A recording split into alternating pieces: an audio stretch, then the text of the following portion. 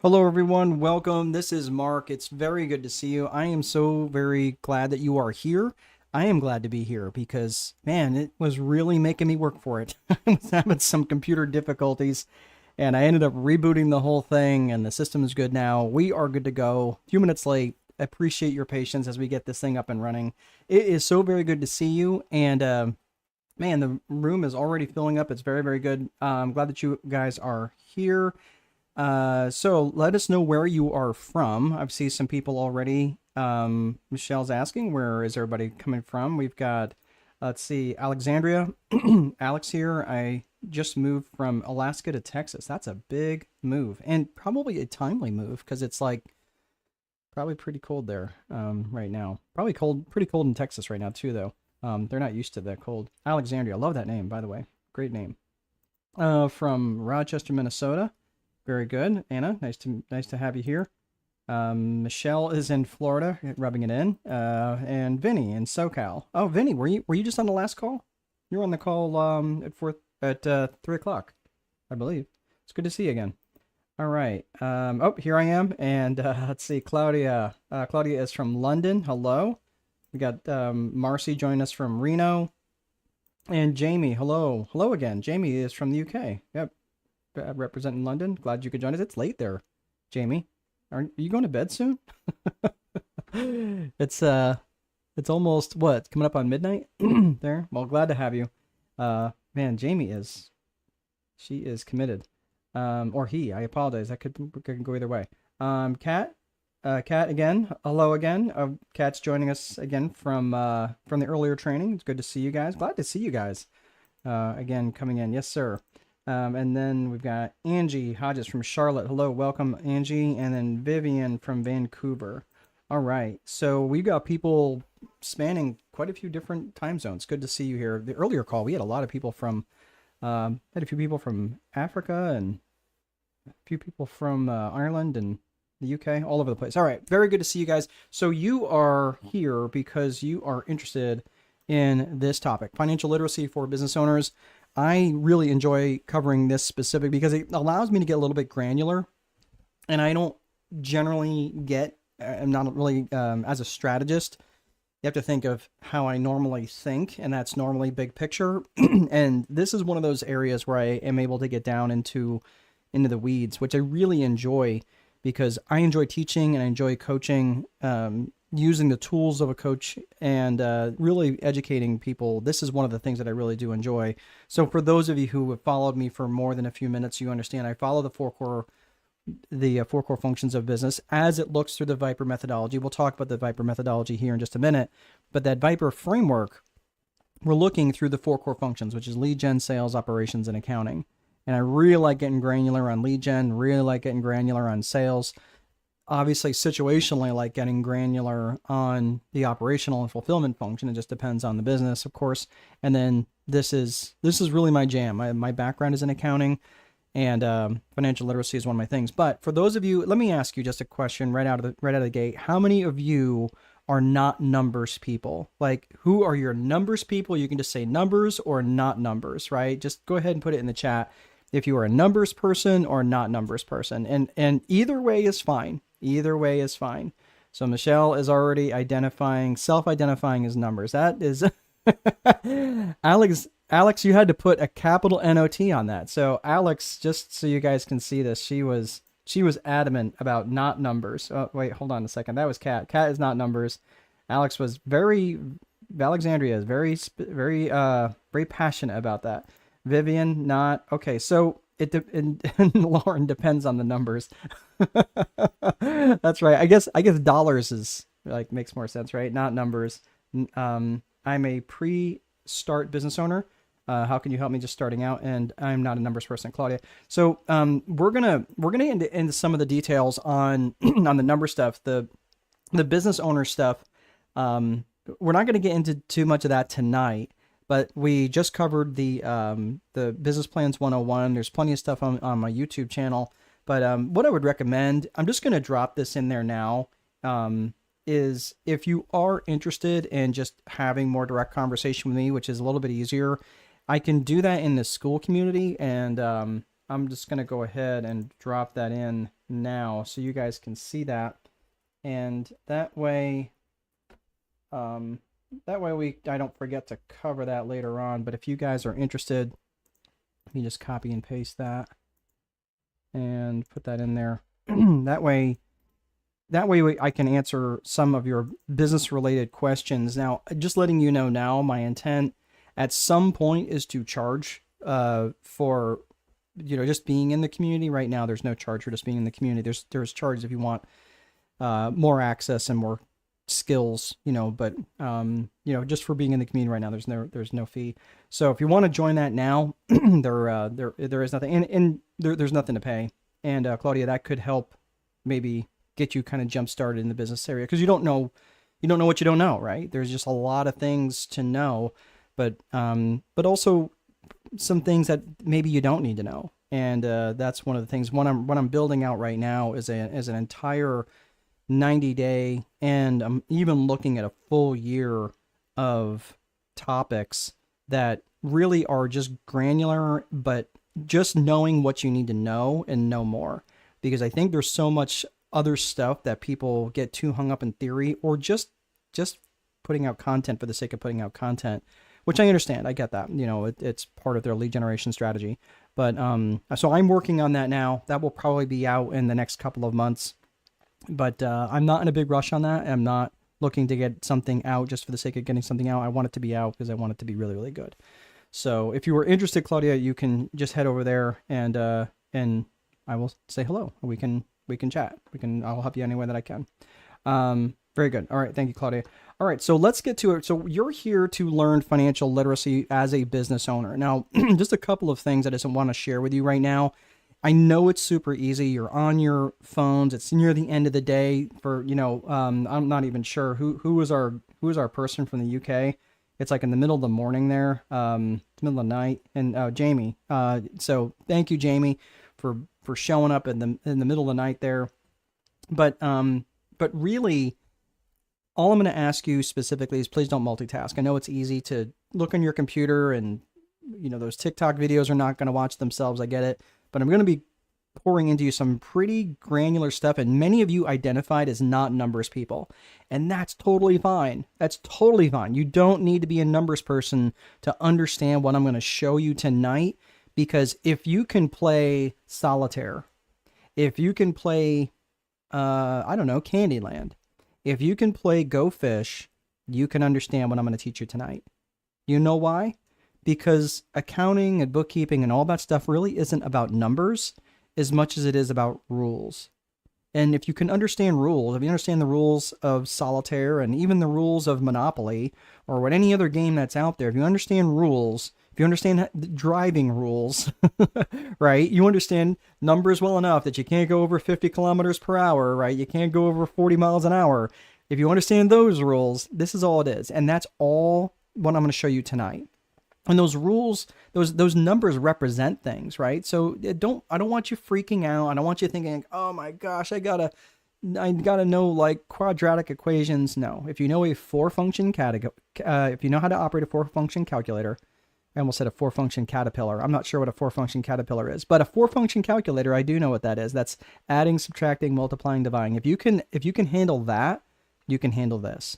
So I'm going to show you a couple different things. We're going to get through some basics, and let's get into the agenda for tonight. So first and foremost, if anybody does know what a four-function caterpillar is, let me know, because I don't know. But don't Google it, because you're not multitasking, right? All right, so let's get to the agenda. First and foremost, we're going to talk about the Viper framework.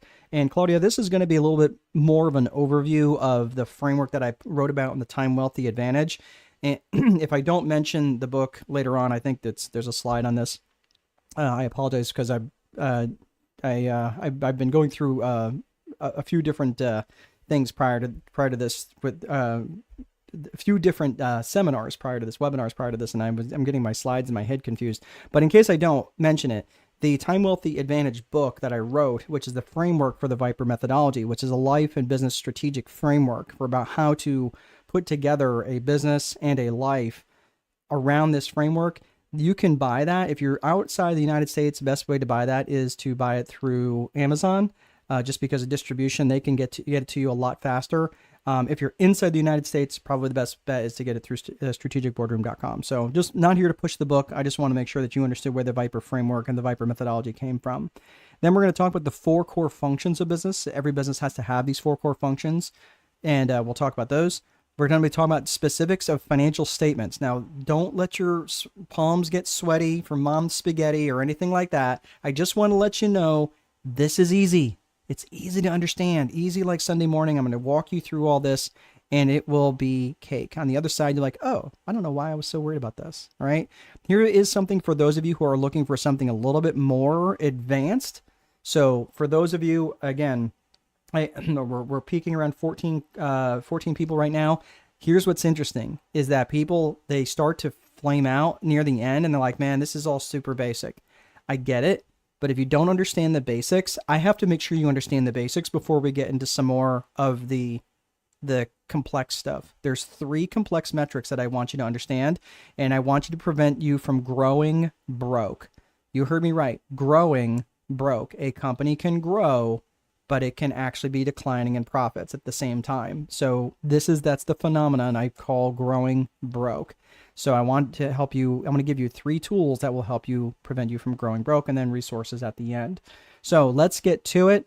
And my business will be online. Okay, very good, Claudia. Yep. And that doesn't change the framework here of what it is that you're trying to do. It doesn't matter if it's online, brick and mortar. It doesn't really matter what it is, or even, personal services or business services, whatever it is. Every business has to have these 4 core functions, and all of these, everything that I talked about, or I'm going to talk about tonight in terms of balance sheet, financial statements, income statements, P&L, all of that stuff, that's all going to be, it's all going to be categorized in the same way on your business, whether it's online or not. So very, very good. All right, let's get into it. So these, by the way, are all the books that I have written. The book on the top left is my first book, The Time Wealthy Investor. That was a book about how to write or how to manage your rental properties without it taking up all of your time. Therefore, the name, The Time Wealthy Investor. That book is actually out of print now, because if you look there on the very top of the book stack, kind of buried under the other ones, there was The Judge, which was my second book, and that was more along, that was again kind of a 90-page novella. And then The Time Wealthy Investor 2.0 is another book that I had written. Again, that was the updated version of The Time Wealthy Investor. Really, really proud of both of those books. And then my latest book this year, so you see the Time Wealthy Advantage there on the top right, and all those little guides underneath it. Those are all books. Those 5 books I published this year. So, and that is the Time Wealthy Advantage right there. That's my latest book. So again, if you are interested in this, head over to strategicboardroom.com, and it's right on the front. It's like buy book here or something like that. It's the very first button. You cannot miss it, right in the middle of the screen. If you were in the US, I can get that book to you. I can sign it and send it to you. Unfortunately, if you're outside the US, I just don't have a way of charging it appropriately given international shipping rates. It's just too complex. So your best bet is to order it from Amazon, and be more than happy that they will be happy to get it to you a lot faster than I can. All right, so let's get to the Viper framework. The Viper framework is an acronym for vision, infrastructure, process, execution, and reporting.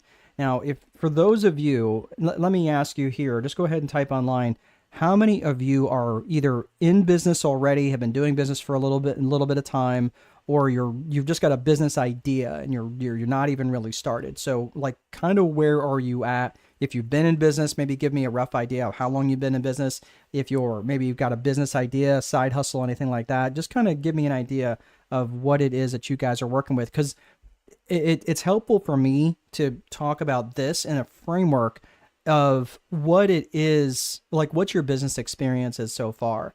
And I will tell you that people, even with 10 and 20 years of business experience, have utilized this framework to really help them grow and really help them scale if that is what they wanted.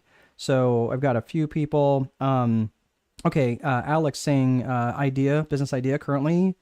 Vinny, ideation. Angie, a few years. Okay, very good. Marcy, in business, less than 6 months. Excellent. Anna is 1 year.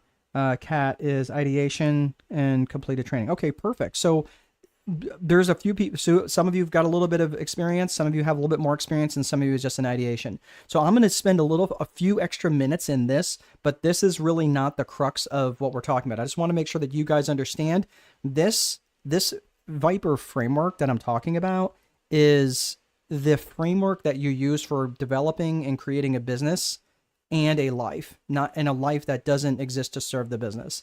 So let me get into this really quickly. So when we're talking about the Viper framework, we're talking about the V, which is vision, all right? Vision, it encompasses two things. It's both personal vision and business vision. So for those of you who were on the call a little bit ago, this will be a little bit of a review, but vision is, it's got those two things are personal vision and business vision.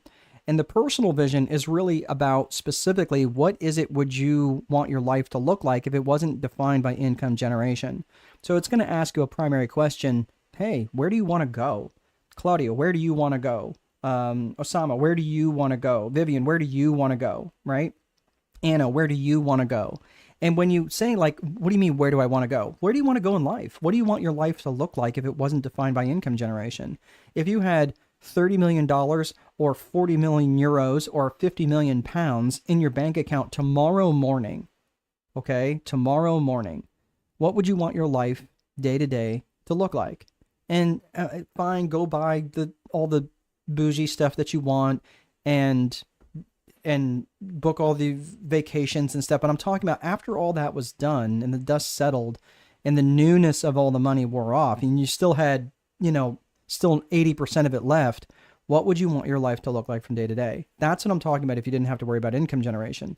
Now, again, if you have, even with $30 million or 40 million pounds, that's not going to give you a life that's going to allow you to live like Justin Bieber, right? You're going to have to be a good steward of your money or you will blow through it very, very quickly. And generally, within 5 years, most lottery winners are actually worse off financially than they were when they actually won the money. Why is that? Because they didn't change anything in their mind. They never had any real understanding of what they wanted their life to look like if they didn't have to worry about income generation. So I want you to think about that. What would you want your life to look like day to day? And then your business vision is going to be like, cool, that's great. How are we going to get there? And we're going to reverse engineer a business vision that's going to deliver your personal vision. All right. So here's the interesting thing, though, is that many times, and I know this is true for younger folks, too. And I don't know how many people are here. Hello, Bruno. Welcome. You are from Anápolis, Brazil. Oh, very good. Okay. So the interesting thing is I have sat in various masterminds and different trainings with people who were making 6 and sometimes 7 figures per month. And they were absolutely miserable. They were confusing fulfillment, or they were confusing achievement for fulfillment. And that was the real problem, is that they just kept stacking on achievements and just never felt very fulfilled in their lives. And the next goal that they had was another digit in their bank account, another comma that they could say that they earned that year. So what I'm saying is, this is why when you create a business vision before creating a personal vision, is that you can end up creating a life that exists to serve the business. And I get it. For those of you who are maybe you're in your 20s or 30s, you're like, man, let me make 50 grand a month and then I'll worry about that, that great life thing. I'm just telling you, it's an empty well. It doesn't fill up the way that you think it's going to do it. And I spent the better part of my 20s, 30s, and part of my 40s. And you're like, how old is this dude? I'm 53. And this is where you're like, wow, you don't look anywhere near 53. Thank you. I appreciate that. But no, all kidding aside, this is why I don't want you wasting time. I want you focusing on time wealth, is what you would want your life to look like, and create that personal vision. All right. So just a quick way to think about your personal vision is to think about your 100th birthday speech. So from a 100th birthday speech perspective, think about this. And I know for some of you, you're thinking, my gosh, 100 years is so far away. But if you were turning 100 years old, what would you say, right? Who would you want to be there? What would you say to the people that are in the room? And if that is a little bit too far removed, you're like, dude, I'm like 28. Like that's so far removed, I can't even think about that. I respect that. Then maybe think about a different milestone for you in your life. Maybe if you're 32 now, maybe by the time you're 40, or maybe if you're 31 now and you're like, hey, by the time my kids graduate from high school, right? Whatever that could be for you, I just want you to think about what that next milestone could be and what that speech might look like to the people that are in the room. What would you say? And, who would be there? And what would be the message that you would want people to carry outside the room when you were done? Okay. So I'm just going to I'll put the fries in the bag on this for the personal vision. But I just want you to think about this and start ruminating about this, because this is really going to matter when you're putting this business together. And of course, we talk about the 3 C's of business vision, which is core purpose, core values, and client avatar. I spent a lot of time on this in the business vision multiplier, the strategic business vision multiplier, and also the business plans 101 that I had earlier today. I'm not going to spend a ton of time on this, but I will go through this so you can understand it. But this is really, really critical, because when these 3 things are dialed in, it's really going to make an impact on your financial statements. It will make a bigger impact on your sales. It'll make your marketing investments much more efficient. So you're not just throwing up dollars and seeing what sticks. You can actually be much more effective and efficient in those certain metrics.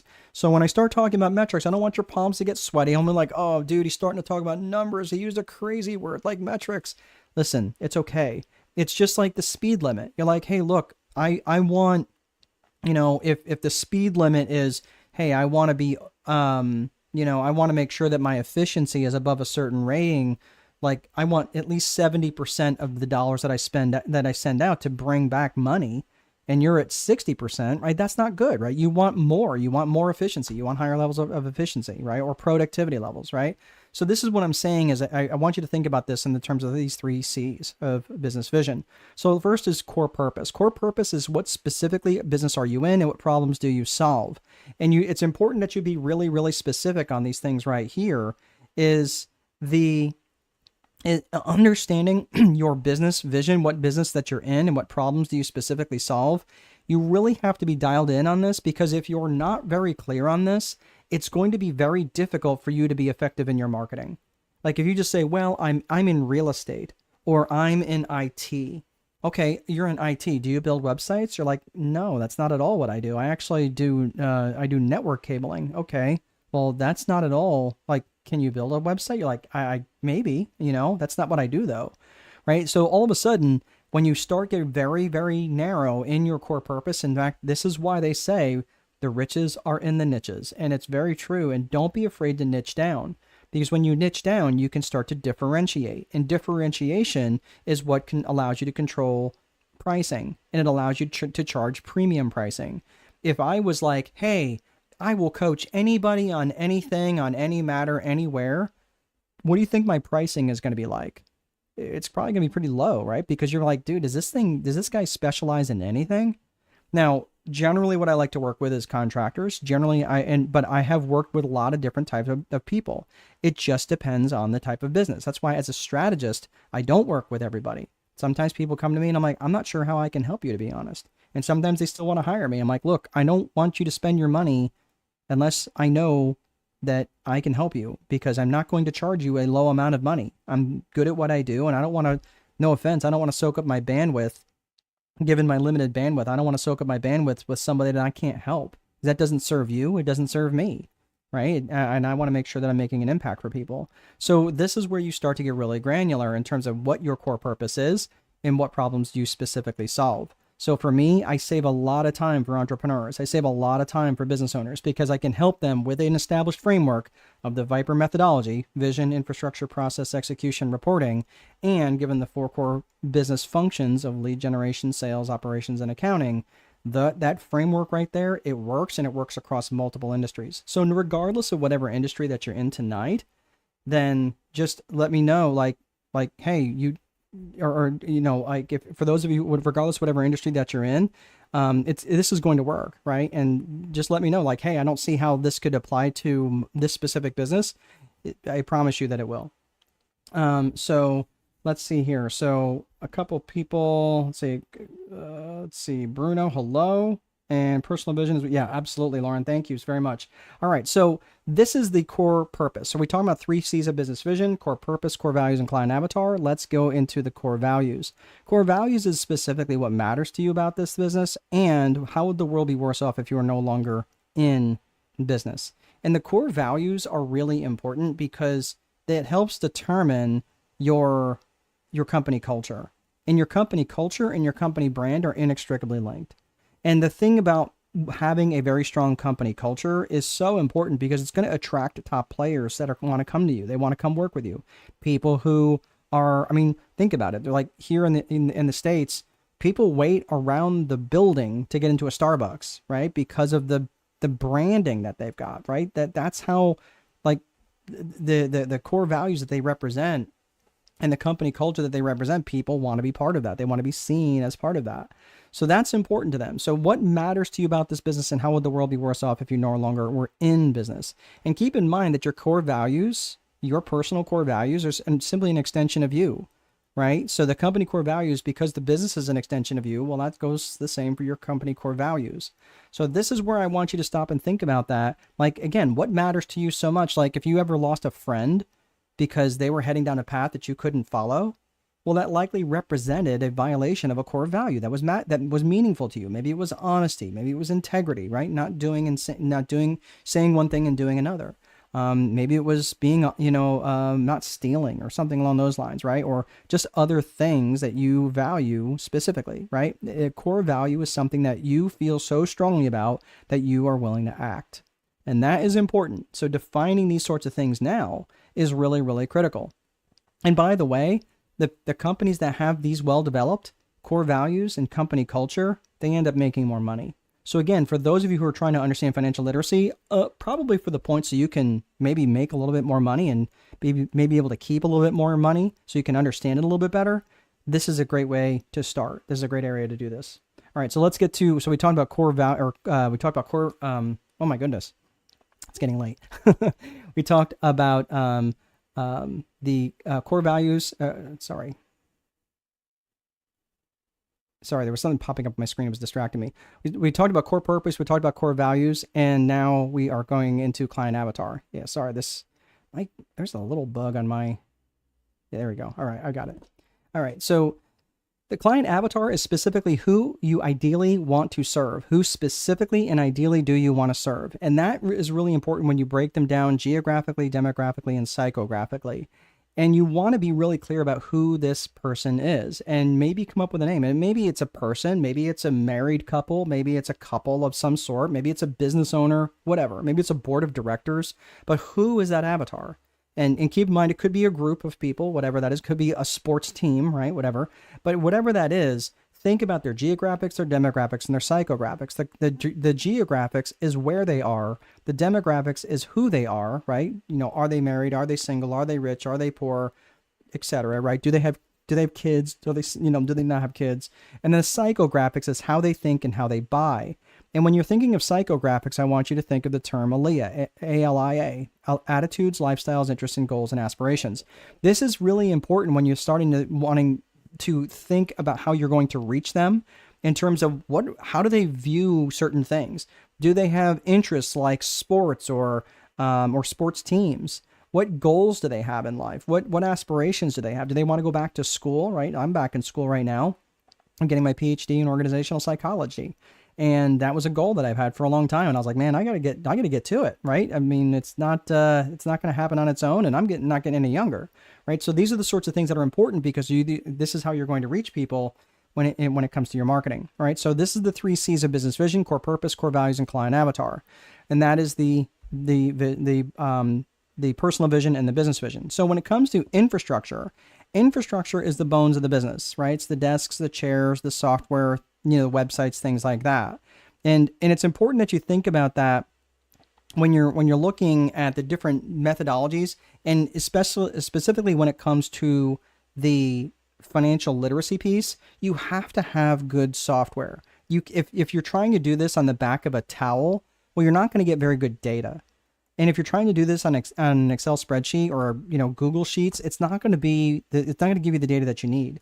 You're going to have to spend a few dollars on your infrastructure specifically. I mean, I like QuickBooks, but there's plenty of really good accounting software systems out there. Chances are you're probably going to have to pay a few bucks for them, right? QuickBooks Online is not my favorite, but it does a pretty decent job of breaking things down, both from a balance sheet perspective and an income statement perspective. I mean, it does the job, right? But I like QuickBooks Desktop. I think it's actually a better piece of software. So that is the infrastructure, right? Again, but it could also be your websites. It could be your phone systems. It could be your credit card scanner, anything that's a piece of infrastructure that has to work and has to operate for your business to function well, right? And this could be any process automations. It could be working with Monday.com. It could be Go High Level for your marketing. Anything along those lines would be the bones of the business. Okay. So we talked about vision. We talked about infrastructure. Let's talk about process. Process is how you do stuff, right? And this is things that are tactical and strategic. The tactical side of processes is just simply the stuff that you do every single day. It's your standard operating procedures, your checklists, your day-to-day activities, your opening procedures, your closing procedures, how you answer the phone. It could be how you do bank deposits, how you reconcile the banking accounts, things like that. Okay. But these are all just very boring things that no one ever really wants to talk about. When you're looking at strategic planning, on the other hand, this is where you start to think about people, purpose, and promotion. Now, I'm not going to get into super granular detail around this, but think about the infrastructure and the tactical part of process. That's your system, right? That's the battleship. That's the warship that you just built. And now we want to take that warship out of the harbor. We want to take that battleship out of the harbor. We want to go make some trouble, right? And that's what strategic planning does. So I just want you to think about that. Like you can't just have the system just sitting there with no strategic direction. Otherwise, you're just going to get battered around in the harbor up against the dock based on whatever economic winds have to be blowing at the time. So I just want you to think about this. Like, I want you to chart your course, and you do that with, of course, strategic planning. So let's get to that. That is the process part. Then the execution piece is really critical because you actually have to execute on the things that you plan on doing, whether that's in your strategic plan, your business vision, whatever. And this was a great quote: "A good plan violently executed now is better than the perfect plan executed next week." And I hear a lot of people that are those, getting ready to get ready sort of folks. And this is what you have to you have to set that stuff aside, because if you're always just getting ready to get ready, you're never really taking important action. And that's, let's face it, most plans fall apart in execution. And that is often because, my fellow entrepreneurs and business owners, we have too many priorities. And having too many priorities has the same impact as having none. So where are you at? And again, you can put your hands up if you want to, or say, yep, totally me. But how many of you have that to-do list of 75 items you're going to do today? Right? Again, I've said it before, if I've had 5 hands, I'd put them all up. But that's the thing. Like that is all of these things that are really, that you have to start to identify the individual priorities that are important to you. And you do that by identifying a daily 5. So I'm going to come back to your question in one hot second, Claudia, because I was going to mention those here in a second. But the daily 5 are up to 5 highly specific actions that you can take, which will move the needle towards your vision specifically. Now, I like 3 as a number, right? This thing today that I'm doing right now, this webinar, and which I'm also broadcasting on YouTube. And so this is part of of a strategic plan for me. Like, this is part of my daily 3. And this was really important for me to get this done today, because this is going to be a needle mover for me, right? I marketed this, I put this out there, and I wanted people to basically see it. I marketed to you. You people showed up, right? That's been fantastic. You're really super chatty, which is kind of nice, because I don't get people who are super chatty on this because it's, financial and it's scary. But it's great because you guys are interacting, and that's fantastic. But I just want you to understand, like, 3 is a better number for me than 5. But if I have 5, again, it better be a needle moving activity. It can't be like check email, right? Check voicemail. It does nothing, right? But picking up and calling 30 contacts, that could be one of my daily 5 or my daily 3. All right. So Claudia brought up a really good point. I'll put up on screen here, is what about Xero and Sage? I have not used them. Xero, I think, used to be Peachtree, if I'm remembering right. And so Xero is good, and I've heard of Sage too. I'm just telling you that I'm more familiar with QuickBooks, just because, again, my degree, my undergraduate degree, my bachelor's is in accounting, and that's what I'm familiar with. That's what I've used, and that's what I'm most familiar with, specifically QuickBooks Desktop. QuickBooks Online, which I refer to as QBO.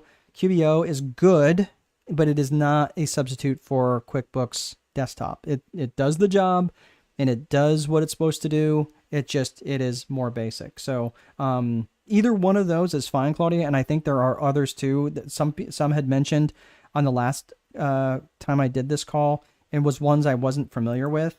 But listen, my point here is it's probably going to be something you're going to have to spend a few bucks per month, but that's going to be part of your infrastructure. And that's why I'm talking about it now, so you can budget for it as you are going forward in your business. Okay.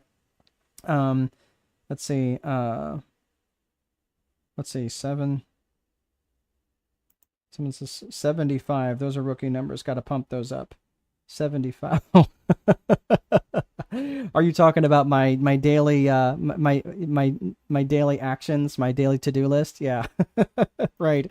Yeah, that's exactly it. But I will tell you that the most productive people don't have 75 things. And that's where I really that's how I was able to actually get 5 books published this year, because I wasn't distracted by all those daily 75 things. That used to be the way I would operate all the time. Oh my gosh. And you know what? If I'm not careful, it's more like 105, right? Does that bring me out of rookie status, Alex? But this is what I'm talking about, is when you can be really specific about the things that you really want to, what you really want to accomplish that are going to be needle moving activities. That's how I was able to get the Time Wealthy Advantage published. And the Time Wealthy Advantage it's almost a 300-page book. I think it's right at 300 pages. I can't remember exact page count, but it's a 300-page book. The other 4 are they're 40-page guides, which were overflows from chapters that I didn't have. I was like, well, I don't want to get rid of this information. It's really good information. And I just made them into 4 different guides, which I could also use in marketing, right? So there was a real purpose for me to come with those. And all of those have different independent ISBN numbers, ISB numbers, basically international standard book numbers. And all of them they're all classified as different books. So I'm just saying, being really dialed in on those things is what helps me be far more effective. Not trying to do 75 things, but doing 3 or 4 things really, really well for the 16 or so hours that I might be putting in at work. Okay. Like if I'm actually working that much that day. So, yes, thank you, Alex. I appreciate you holding me accountable to that. I'll try to do better. Well, really good. So, again, the execution is up to the 5 highly specific actions. So really, for me, it's the daily 3. But again, if you have to have 5, sometimes I have to, just because I have a lot more to get done. The last component to the Viper methodology is reporting. And this comes down to lead metrics and lag metrics. Lead metrics are basically nothing more than the actions and activities that I'm doing. And the lag metrics are the results of those actions and activities. I had no control over who shows up. In fact, I have had no control over how many people stay. I had 1 person drop off so far. So and they might have come from YouTube. I have no idea. But the interesting thing is I don't have any control over who leaves. I don't have any real direct control over who stays, right? I mean, and I didn't have any direct control over who showed up to begin with. But I did have control over the actions. I did have control over how much promotion I did. And that was important. So again, if I don't get the results I want, I merely just look at the actions and activities. But that does not mean that you don't track your lag metrics, your results, because that's all based on your actions and activities. It gives your actions and activities context. So it is important that you track those things. So that is the whole Viper framework in a nutshell. Now let's look at the 4 core functions of business. That every business has to have these 4 core functions. I don't care if it's an online business or offline or bricks and mortar or service or whatever it is. All of these things have to be present in every business. And that is lead generation, sales, operations, and accounting. And your client's journey through your company happens in that order. So I want you to think about that, is that when they are becoming aware of your company, it's because of your lead gen. And when you're having a conversation with them, it's because of the sales function. They have raised their hand and said, Alex, I'm interested in talking with you. Michelle, I'm interested in talking to you. Claudia, I'm interested in talking to you. So these are the sorts of things that I want you to start to think about, and that your customer's journey happens in that order specifically. Okay. So let me just ask you guys, in any one of these areas, right? Obviously the financial piece is one of the things that you're here to learn tonight. We're going to get to that here in just a second. But out of these, which of these do you think you're best at? Do you think you're best in your operational function? Probably most business owners would be. But if you think that you're great at lead generation, at marketing, you're like, yeah, I'm really good at posting internet videos. Okay, that's great. But keep in mind that's a little bit different than actually getting people to convert from clicking and liking your videos and commenting on your videos to actually turning around and being willing to part with their money. So I just want you to think about that. What area, go ahead and put it in the chat. What area do you think you're strongest in out of these 4 core functions? Lead gen, sales, operations, and accounting. I want to see it in the chat. So when it comes to the 4 core functions of business, the lead generation is absolutely a critical function. Because without lead generation, look, everything in the world, everything in your business has to support your lead generation function. Because your business can be the best, most efficient business ever. It could be you could represent a paragon of virtue. Your sales technique is so dialed in that you could sell voting booths to Castro and ice to Eskimos, and you could still starve. So I just can't impress upon you enough of how important that lead generation function is. And you can never take your foot off the gas when it comes to lead generation. So let's look at what some of you are saying. Marcy is saying operations. Okay, so that is your strength. And Angie is saying marketing. Okay, very good. All right, and that's good. And I'm just going to say this. I'm just going off script here a little bit. The strength of the founder of the company almost always becomes the weakness of the business. And I have witnessed that time and time again. So if you are good in marketing, if you're good in operations, right? I happen to be good at accounting, right? Even though it's not really one of my favorite things to do. Anna says she's good in sales. Claudia, sales, face-to-face selling. Okay. And Claudia, I have a one-to-one selling. I actually have one-to-many selling webinar, and I have a one-to-one selling webinar as well. So you might want to keep open your mind or your eyes open for that when I post that again. That just give you some different ideas, right? If you guys are interested. But the thing is with this is that the strength of the founder often becomes the weakness of the business because it's almost the last thing that they let go of. So I'm just letting you know, like, just don't be afraid to let go of some of this stuff when the time comes. And that is the next piece here is the sales piece. Like, again, I was really good at accounting and I did not want to let it go, and it became a weakness of the business. In this particular case, the lead generation leads directly into the sales function. And that is where the conversation is continued because of the lead generation function, right? It starts in lead gen and it's continued and the loop is closed in sales. The operations function, I just want to make this quick point. The effective selling is about finding solutions, not about holding people's heads underwater until they say yes. And the operations function, if you're going to get stuck, generally you're going to get stuck in operations, right? It's generally where people get stuck doing their, making the websites or putting on the roofs or baking the bread, whatever. In the accounting function, if you're going to ignore something, you're generally going to ignore the accounting function. And it usually goes something like this. Well, I've got more money in my bank account this month than last month. I must be doing okay. And I have said those exact words, and I'm just letting you know that that's a true statement for me. So I'm just letting you know that you cannot ignore the accounting function because, look, accounting function collects the money. That's important. That's really important. Probably the most important thing. The accounting function also pays the bills. I know that your vendors are really happy about that, right? And your creditors. The accounting function tracks and measures everything that happened. That's also very critical so you can actually forecast and budget and plan for what will happen, for what you want to happen. And so you can use your limited assets strategically. Okay. So let me just ask you, are all of these functions here the same skill set?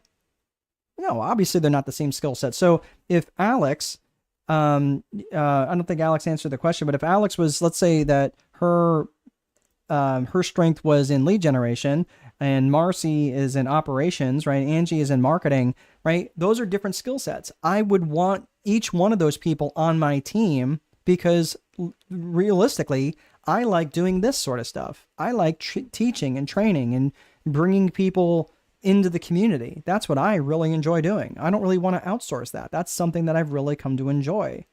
And for me, like doing the lead generation, I've got some people helping me on that. The sales piece, I've got some people helping me on that. The accounting function, I've got some people helping me with that.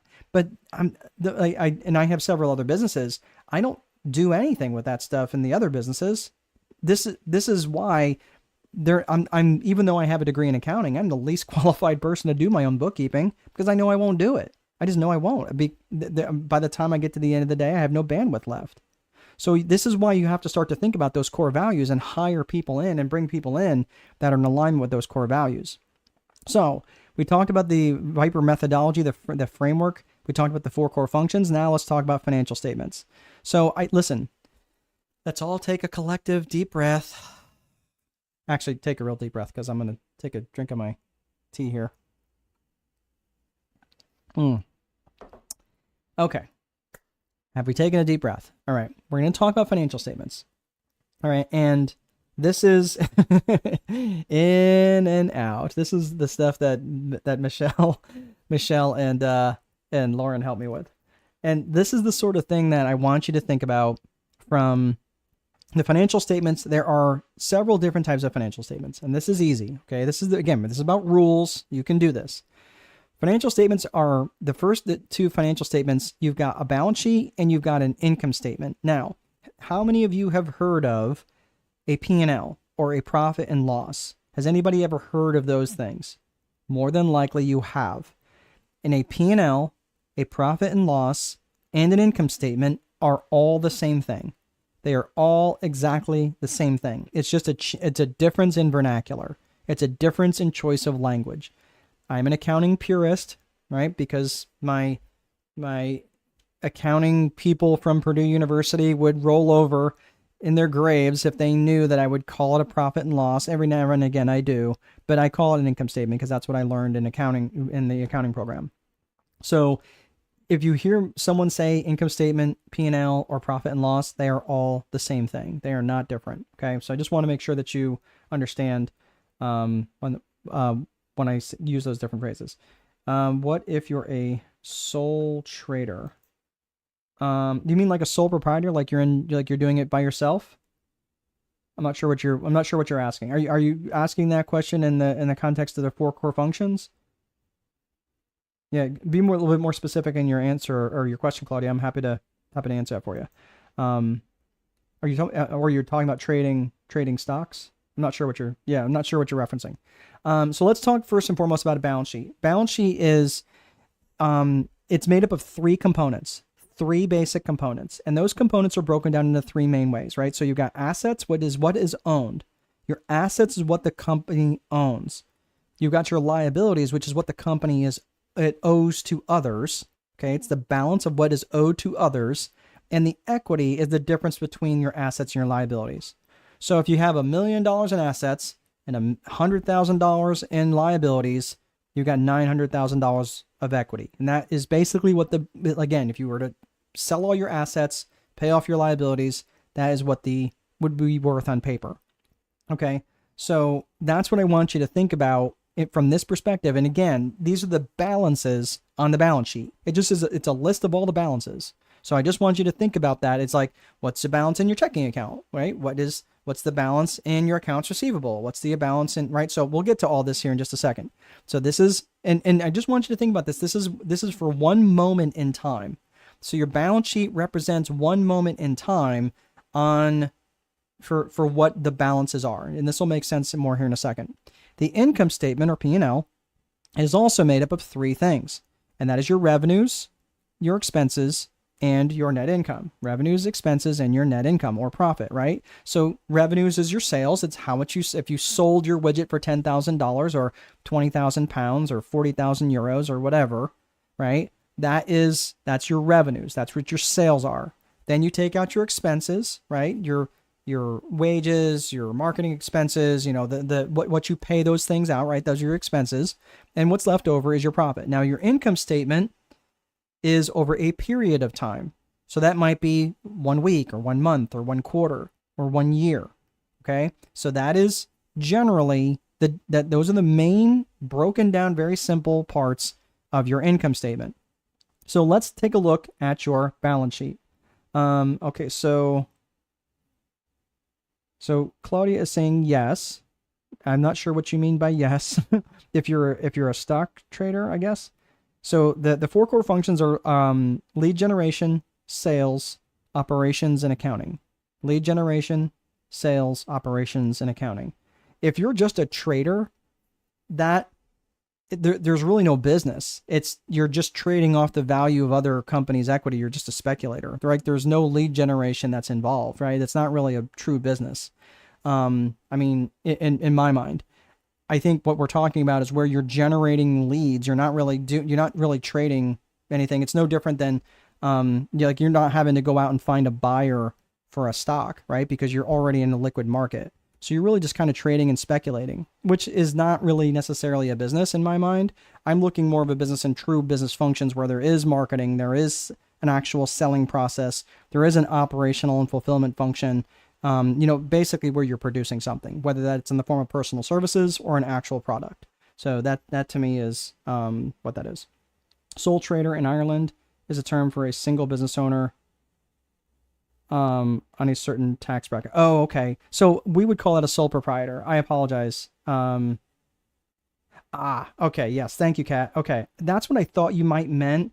A sole proprietor is what we would refer to that in the United States. I thought you might mean that, but sometimes I get people who trade equities on this and they think that is something different. So my apologies. Yeah. Okay. Now I'm picking up what you're putting down. So yeah, a sole proprietor, this is all the same thing. It's not going to be any different if you're doing, if you have this structure as a LLP or a limited liability partner or a limited partnership or whatever else it is that you may have. This is all the same. Every business is going to have those four core functions: lead gen, sales, operations, accounting. Okay. So, very good. Yep. Thank you for clearing that up, Kat. I do appreciate that. Okay. Okay, so I'm going to get myself moved down here so you can see me way down at the bottom here for just a second. Now this I actually excerpted from the book, The Time Wealth, The Advantage. This is on page 265 for those of you who have the book. But this is a very basic example of a balance sheet. And you'll see the assets at the top there. You've got cash, accounts receivable, liabilities in the middle, and then your equity or your total equity down at the bottom. So let's walk through what each of these lines mean. We're going to start at the very top. Okay, so you see the top there where it says assets and cash balance and all that, total assets. That's what we're going to go to on this screen right here. So what we're looking at here is at the very top, these go from most liquid, the most convertible or most quickly convertible to cash, versus least liquid. Okay. So what that means is that I can go to my checking account and convert that to dollars or pounds or whatever. This is universal, by the way. This is across borders. So this isn't just in the United States. This is universal. It follows what's called GAAP, sometimes called GAAP, which is generally accepted accounting principles. And that is where you can convert this. Let's say that you got $10,350 in Chase checking account or 10,350 pounds in Barclays, right? Either way, it doesn't really matter where you're keeping that is, but it's very highly liquid, and it's most liquid to least liquid. So when you're looking at this, then you're going to go down to accounts receivable. Accounts receivable is the amount of money that your company is owed. Okay, and that's an asset for you, right? If someone owes you $100,000, that becomes an accounts receivable. So basically what that means is you're selling your whatever it is on credit, and you're extending people credit to say, okay, hey, can I pay you in 30 days or can I pay you in 45 days or whatever? This is very typical for businesses. So accounts receivable is $101,275. Your vehicles are listed at what's called book value. Book value means what you paid for it, not what's the registered book value, like Kelley Blue Book Value or things like that, where you get valuations of them. But this is specifically listed at book value that you purchased it at. Okay, so again, maybe you got a great deal on it or whatever, but it's listed at $29,970. And this is important. And what I don't have on here is what's called accumulated depreciation. I'm not really going to get into that, but that's basically writing down the value of the asset over a period of time. So I'm not going to get into that, but that would be something that you would see as listed under each one of the physical assets, right? The ones that are the property, plant, and equipment. So the longer term assets. The real estate or the warehouse, let's say you have a warehouse that's worth $275,000. Their total assets, all of these things added together, are $417,000. Okay, so that is your total assets. And again, that's representative of the top section there of your balance sheet. Again, these are all the balances from a snapshot in time. Let me make this quick point here, and so I'll bring myself back up. Let's say, for argument's sake, that I went in the morning and talked to my bookkeeper and said, hey, can you print me out a balance sheet? And she prints me out a balance sheet. Here you go. And she gives me the balances. And she goes all day and she's writing checks and paying bills and taking in, money and doing all the things. Okay. And I have her print a balance sheet at the end of the day. My balance sheet will be different based on the transactions that she did. So I want you to understand that it is truly a snapshot in time, and that any transaction that happens will potentially alter your balance sheet if it's a balance sheet transaction, right? Which could be cash balances or accounts receivable or things like that. But it will also alter the income statement for that period of time as well. But I'm just letting you know that the balance sheet, because it's a snapshot in time, generally you're going to want to run this at the end of the period that you're running for the income statement. So this will make sense when I talk about the income statement here in a second. But I just want you to understand, this is for a snapshot in time. This is the total balances in the accounts. So in other words, if I took in money, my accounts receivable might go down, but my cash balance might go up, right? You see how that works? All right, let me get my giant dome out of the way here again, so you can see what this looks like. All right, so we've got assets. Let's get into the liabilities. The liabilities is the middle section, right? And I kind of put both the sections there in their liabilities and equity, but you got a credit card balance. Again, it goes from the lowest short-term debt to the longest term debt. So you got a credit card balance, say with Chase. You've got accounts payable. This is a vendor that you owe some money to. Again, they're selling to you on credit, so you're going to owe them some money. You got Wells Fargo. You got a loan on your van. And then you got a mortgage through Citibank for $105,000, right? So the total liabilities added up are $189,180, and the total equity, the assets minus the liabilities, equals $227,000. So conceivably, if you took all your assets and liquidated them and sold them all off and paid off all of your debts, you would be left with $227,000, or just under $228,000. Okay, makes sense? So that is really important when you're thinking about the balance sheet. Now, again, few companies are actually valued this way, but I just want to let you know that is a very basic balance sheet that I put together for you. If you're looking at your income statement, remember your income statement is made up of three things as well: your revenues, your expenses, and your net income. So let's look at, again, we're going to look at the very top of the income statement. So the income statement, you've got revenues, you've got product sales and service sales, which equals your total sales of $114,000. You see the 65.8% and 34.2% off to the side. We're going to come back to that, but that is a percentage of sales. So I'm going to make a bigger point of that here in a little bit, but the 75,000 is 65.8% of 114. All I did was divide 75,000 by 114 to come up with 65.8. And that's going to be really important because later on, if I know like what elements are more profitable, I'm going to say, well, I want to do more product sales and service sales, but that means I'm going to be more profitable, right? Well, we're going to come back to the percentage of sales method here in just a second. When you're looking at expenses, your expenses are the middle section there, which leads to your net income. So this is where you have your raw materials of $34,000, your insurance expense of $5,150, et cetera, and then you've got your total expenses, which equals $96,000, and your net income of $17,680. So that's your total sales minus all of your total expenses, which equals $17,680. So let's pretend that this is over 1 month, okay? And it could be over any period of time. This could be over 1 month, it could be 1 day, but generally it's over a period of time. So if I was going to put these things, together, I would want the end of the month for the balance sheet, right? So let's say it was November 30th. I would want 11/30 balance sheet printed with the 11/1 to 11/30. So on November 1st through November 30th income statement. That way I would get a view of the entire month, and then I would get a snapshot of the balance sheet at the end of that period. So that is why that's really important. So I've got some questions coming in. Man, you guys are burning up the questions here. That's really good. Okay, let's see here. Let's see. What do you think about using credit card money as capital? Please explain how it will be again, and how to manage the 5 C's of credit. So here's the thing.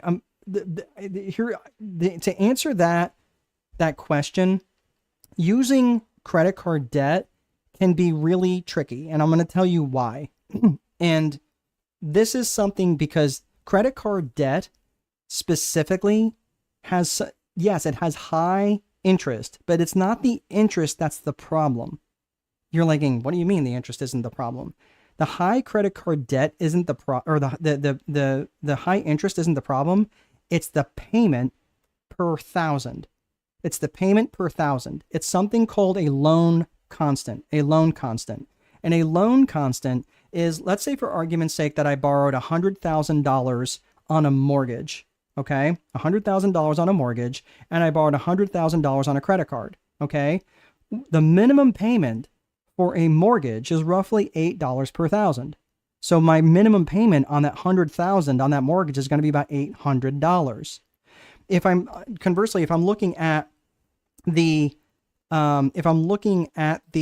minimum payments, just the minimum payments on a credit card, okay, and that loan constant is somewhere around 24% of the total outstanding balance, between 24 to 36%. So let's say it's 30%, right? That's $30,000 that you have to pay on the minimum payments over the course of a year, right? So that's 30%. It's unbelievably insane. If you don't believe me, take the amount of your that's on your credit card statement, annualize that number, and then divide it by the balance. It's unbelievably expensive money. That's the problem, is the amount of money it costs per thousand. It's not the interest rate. The interest rate just determines the length of your prison sentence, right? The main thing is that it's so expensive. It's such expensive money because of the minimum payments. That's why if you have an opportunity for an amortizing loan, which will keep the payments low, that's the biggest issue that you can. That's the bigger issue that can help avoid that. Manage the 5 C's of credit. I'm not sure what you mean by 5 C's of credit.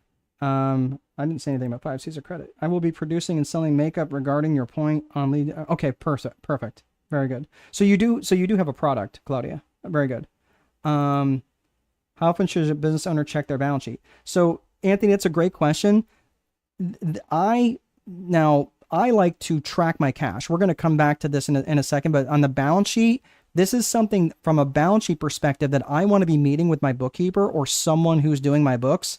Minimum, I would want to be looking at that monthly. And the reason for that is because the balance sheet would be tracked at the end of each period, right? So the balance sheet, the checking account should be reconciled, the credit card account should be reconciled, and that would close that period, right? So you can't make any more adjustments, you can't make any more transactions during that period, right? Or anything previous. So that locks the balance sheet, or locks the financial statements in. At that point in time, I would want to see the financial statements, which would be the income statement for that period. So again, for that month, and at the end of that month, I would want to see the balance sheet, right? So again, using November 1st to November 30th, and then the November 30th balance sheet, right? So the income statement for November 1st for November 30th, balance sheet for November 30th. Okay, is that making sense? Because I would want to see that often. Let's see. Okay. I'm not sure. I didn't mention anything around 5 C's of credit. Character, capital, collateral, and conditions. Okay. That's good. I don't know. I did not know that. The 5 C's of credit are character, capacity, capital, collateral, and conditions. Okay. Cool. Yeah, I have no idea. The thing is, for me, and that's great. So just understand that I was an underwriter for a bank for a number of years, and I'm not going to look at any of those things. I'm just going to be honest with you. I'm not going to look at the 5 C's of capital. Like, I'm not looking at character or capacity, capital. I'm looking at cash flow. It's interesting that cash flow is not on there because cash flow, when I'm looking at a loan, that's everything related to your ability to repay. Right. So I'm not sure the context of the credit. I don't know if they're asking, like, should someone be extended credit or not? But in my particular case, when I was a commercial loan analyst, I would specifically and almost exclusively look at cash flow. So how How much debt should a business have and take on? How do you measure that? So that's a good question. It's all going to depend on cash flow. To me, again, it's going to depend on the cash flow and the nature and structure of debt. And these are really, really good questions, a little bit beyond the scope of this session. But the main thing about this is managing that debt load is so incredibly important because most businesses do not manage their debt well. And the reason why is because they don't manage their cash well, which actually leads us to one of the first metrics we're going to be talking about here in just a second is managing specifically the amount of cash that you have that's on your balance sheet. Really, really good questions, guys. Thanks so much for hanging in there. Yeah, these are really good. So, let's see. So you might be thinking, well, why do these financial statements matter? What is it like? Again, why should you care? What does any of this actually mean? Well, let's get to the specifics around avoiding, like, hey, where is all my cash going and why am I growing broke? And what you guys were talking about in terms of specifically what kind of debt load should I carry? This is going to depend on the type of business. I was a very heavy real estate business, and that's where most of my money comes from is real estate. My debt load is going to look very different from someone who's maybe in manufacturing. Well, why is that? Because real estate was very capital intensive. In order to get into real estate, I had to get a lot of someone else's capital. Now, my debt load is a lot lower because, again, I've been paying on these things forever and I have a lot of stuff paid off. But my thing is, like, the capital stack or the capital structure basically is really going to be different from one industry to the next, from one business to the next. Okay. So this is going to be really, really critical. So the growth, when you're looking at growing broke, growth planning is, you cannot be strategic if you don't know your numbers. You just can't. And you have to avoid growing broke. And what happens is there's three key metrics that we're going to get into here, right? You've got profit margin percentage, cash balance history, and cash as a percentage of sales. We're going to look at profit margin percentage first and foremost. When we're looking at the income statement, so again, if you're looking here where you see the income statement down here, you're going to look at that column there on the right-hand side. Though that is cash as a percentage of sales. And when you look, remember what I was talking about here, where those numbers are on the right-hand side? Those are your cash as a percentage of sales numbers. And those are really, like I mentioned earlier, it's really important because this is how you can help track your most important revenue lines. Whether, like, you're saying, hey, look, I know we have really good margin in our product sales because we sell them for at least 3 or 4 times more than what we paid for them. We want to get as much as we can in product sales versus service sales, right? Just as an example. Well, when you're looking here, I want you to look at the bottom right where you see that number that's circled. That is your net profit margin percentage. And that is what I want you to be on like a freaking Band-Aid. So when you're going through this stuff, this is really, really critical. Because when you're tracking your profit margin percentage, I'm just going to take you through this very, very simple example. Let's pretend that you have $10 in revenues and you have $8 in expenses and you have a net profit of $2. 2 divided by 10 is 20%. So your net profit margin percentage is 20%. Okay. So that's great. But let's pretend that because of inflation or whatever, your expenses go up $1. Okay. So your expenses go up $1, but you want to maintain that net profit of $2. So what you do is you raise your prices by $1. Okay. So you raise your prices $1. So your revenues are 11, your expenses are 9. Now, your net profit stays at 2%, but look what happens to the net profit margin percentage. 18.2. Congratulations, you are now less efficient at keeping dollars. Your dollars, you're working just as hard, but the money that you're keeping is less. It's less valuable.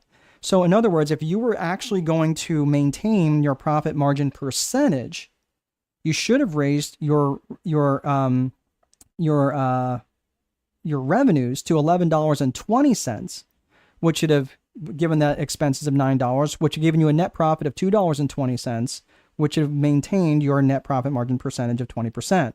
This is why companies, and look at companies on the stock markets. I don't care if you're watching the FTSE or the Dow Jones or S&P 500 or whatever.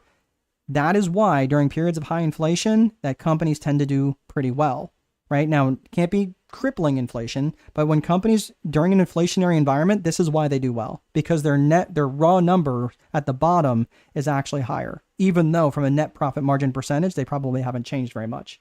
So this is why, if you're not paying attention, this is one of the reasons. There's multiple reasons of how a company can grow broke, but your revenues actually grew, but you're now less efficient at keeping dollars. So that same $2 is not going to buy the same amount because it's worth less than the $2 when it was under 20%, right? Because of inflation. So this is how a company can grow broke. So you have to pay attention to your net profit margin percentage. If you take nothing else away from tonight, this is what you have to pay attention to. Okay. So the other things I just want you to pay attention to is, we talked about net profit margin percentage. Let's talk about cash balance history and cash as a percentage of sales. This is a pretty straightforward metric. It's just tracking your cash balance. I don't remember who asked the question, but specifically like, how often, it was Anthony. How often should a business owner check their balance sheet? To be quite honestly, like this is a question of checking my cash balance versus tracking my cash balance. I want to know at the end of each month, and I don't care if you track it every week or every day, but I mean, if you're going to track it, that doesn't mean you log in and check it. Like, that means you write it down and you track it and you can see the trend of it going. I think daily is probably too often, but if you're going to, knowing your cash balance, and I'm just telling you that most businesses don't have near enough cash. Most businesses run very, very lean on cash. And I will tell you that when you're outside of growth phase, maintaining your cash is one of the most important things that you have to do. Bill Gates, he was like maniacal about tracking his cash and making sure he didn't run out of cash. And I'm just telling you that most businesses, and this was tracked by Jim Collins in the book Great by Choice, is that most businesses had 3 to 10 times more cash on their balance sheets than their industry counterparts, the ones that were anywhere that had massive gains over their competitors. So I'm just saying, like, having cash, I would want to track. This is a key metric that I would want to track. There's one other metric that I'd want to track. I'm going to put myself down in here just a second so you can see this a little bit easier. All right. And this one is the last one, and we're going to put the fries in the bag for tonight. But this one is cash as a percentage of sales. So cash as a percentage of sales, you're going to need to take two different numbers. This is easy. It's not hard. But let's say, for argument's sake, that you have a 1 month business cycle, meaning that most of your money comes in and goes out when one period of time, which is generally 1 month. Okay. So this would be a balance sheet at the end of the month. And I'm going to take that number right up there, which is the cash number right up there, $10,350. Okay. And then I'm going to go to my income statement and I'm going to take my total sales number, right? So basically what I'm going to do is I'm just going to take those two numbers and divide them, right? I want 10,000 divided by 114. So my 10,000 in cash divided by 114. Again, simple math, which is 8.7%. Well, you might be thinking, is that good? Is it bad? Well, it depends. It just depends on the nature of your business. And again, I'm also going to track these numbers. So you have to be thinking like, well, what does this actually mean? Well, cash as a percentage of sales just means how much cash, if my cash went to zero tomorrow, how much cash could I float in operations? Well, as of this, you don't really have much cash to float at all, right? So in other words, you could be broke generally within a week if you don't have enough cash. So this is why I'm saying this. For me, I would want at least 1 to 2 months, if not more. I would want that a multiple, probably like 400 or 500% in my mind is where I would want my cash at when I'm looking at these numbers. Especially, and that gives me like 4 or 5 months worth of revenues. Now, again, are most businesses doing anywhere near that? No, generally what they're doing is they're either leaning on credit cards, which again, we talked about really expensive debt because of loan constant, or they're leaning on lines of credit or things like that. Okay. But this is where, again, tracking this number and making sure that that number is always going up. Now you got to keep in mind is that the number going up might be a function, not just because cash is going up, but that it could also mean that sales are declining, right? Because that's a function of that number. So when it comes to this, when it comes to growth planning, you cannot be strategic if you don't know your numbers, and you have to avoid growing broke. So a couple quick things. Obviously, we're just talking about this. Know your numbers, track your numbers. This is actually kind of a fun story. We'll just tell you this real fast. But this picture here is from a guy who was he was actually robbing a bank, And it was interesting because you can see his face clear as day, right? This was back in 1995, and this was going on in Pittsburgh. And the guy was robbing banks with no attempt to disguise his face. Didn't have a mask or anything on. And what was interesting was they caught them a couple days later, and they're like, I don't understand, like, how you caught me. And the police were like, well, we got your photo. He's like, yeah, but I had the juice on. What he did was he put lemon juice on his face. Convinced, he and a partner put lemon juice on their face, convinced that the lemon juice would make them invisible. Okay? So much so that that two researchers by the name of Dunning and Kruger, they had to study this. They said, this can't be true. So what they did, I'm going to take myself all the way off here. So what they did was they came up with this graph recognizing that people have confidence levels on the left and they have competence levels on the right. And basically everybody starts out every endeavor down here. They don't know much, right? But you're not super confident, but you start down there. And as time goes on, very quickly, you get very, very confident, right? But you don't know much. You don't have much competence, but you do have a lot of confidence until it peaks of what they called Mount Stupid. And this is where you start to realize that you don't know what you don't know. Okay. If we've ever been there, like I've been there a few times in my businesses, right? And then you start this very rapid descent down into the valley of despair. And this is where many people stop. They get this shiny object syndrome. They realize, oh my gosh, this is going to be a lot harder than I thought. But if they keep at it and they keep adding to their information, they keep adding to their competence, they keep training, they keep trying, right? You start up that slope of enlightenment until you eventually get to the plateau of sustainability up at top. My point about all of this is to have a support system. And that's important to obviously have a community or whatever it is, keep training. You guys spent the better part of an hour and a half on this call tonight. I really appreciate you guys. You guys were asking really, really good questions. What I'd like to do is, if you would like to join me in the strategic boardroom, this is the community there on School. Right now, like I mentioned earlier, there is no cost to join that. So if you want to join that there, I just went ahead and put that link in there. Let me see if I can answer some of your questions before we land the plane for tonight. Let me get out of this. Let's see. Producing and selling makeup. Okay. Let's see. Using credit card funds. How much debt should a business owner have? We discussed that one. Are there strategies on managing cash flow since it's something you... hold on a second. Let me get that up on the screen. Anthony, are there strategies on managing cash flow since it's something you can't control versus business expenses? Strategies on managing cash flow. It's going to depend on honestly, it's going to depend on the industry. It's going to depend on the business. There are lots of strategies for managing cash flow, but I'd have to know more about your business. But really, probably the best thing about managing cash flow, the best thing that I can tell you is that lead generation, like that can never, ever end. The minute you take your foot off the gas in lead generation is when it's when the boat is going to start to slow down. So managing cash flow, like there are techniques around cash flow management and revenue management.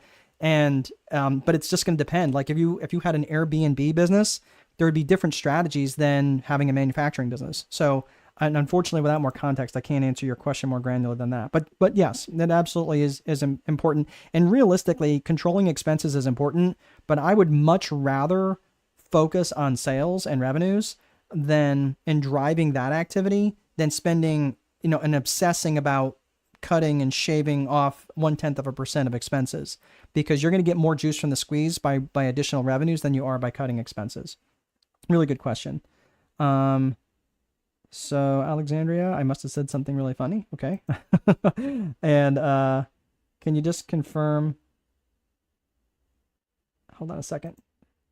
Okay, Kat is asking the question. Can you confirm the cash flow formulas? Profit margin percentage is net profit divided by total revenues. That is correct. So basically, you're going to take that net profit. So really, again, simple math. You have $100,000 in sales. You have a net profit of $10,000. It's 10,000 divided by 100,000. That is a 10% profit margin. Very good. Yep, you got it. Cash as a percentage of sales. Cash is a percentage of sales. Okay, on that one, it is cash, your cash balance for the end of the period on your balance sheet. So in other words, let's pretend you've got an income statement from November 1st to November 30th, right? So you got your total sales for that period. Let's say that that's $100,000 in sales. Let's say you have cash on your balance sheet at the end of that period. So you're looking at the end of that period, again, November 30th, okay? Remember, it's a snapshot in time. So you have $10,000 in cash. You have total sales over that period of $100,000. It's cash as a percentage of sales. So 10,000 divided by that 100,000, it would be 10% cash as a percentage of sales. So it just literally means cash as a percentage of sales. Total cash in my bank account as a percentage of sales. Okay, so good questions, Kat. Anna, this was very informative. Appreciate the effort you have made. Yeah, absolutely, Anna. You guys were asking really good questions. My gosh, I don't usually I'm so geeked out right now. Like, my heart is so happy. I never get to answer questions at this granular level.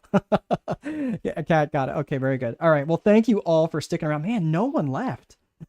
Guys, I don't know that I've ever seen this in this class. You guys were really, really good. I know, really amazing crowd, truly. Well, thank you all so very much. I would love to see you guys in the boardroom if you guys are interested. If not, that's totally fine. But I've got more trainings coming up tomorrow. Let's see what's on the book for tomorrow. I've got Marketing Magic at 3 o'clock tomorrow, and the Strategic Business Growth Multiplier is tomorrow night. So at the same time at 6:30. So if you would like to check out those you can register for those on Eventbrite. And then Wednesday, I've got Strategic Planning for Business Owners. That is on Wednesday at 3. And then I'm taking Thursday off because if I don't, my bride will throw me out with all the stuff. She wants to spend some time with it. That's not a bad thing. And then January 2nd is your networking, not working, networking for business owners. So that is what I have, everybody. Thank you so much for hanging around. Took a lot of notes, sir. Excellent. Vinny, you got some really good questions. And Anthony too. So thank you, Jamie. Thanks so much. All right, everybody. Thanks so much for hanging around, and I will see you guys in the boardroom. Have a great rest of your day. See you next time. Thank you, Alex.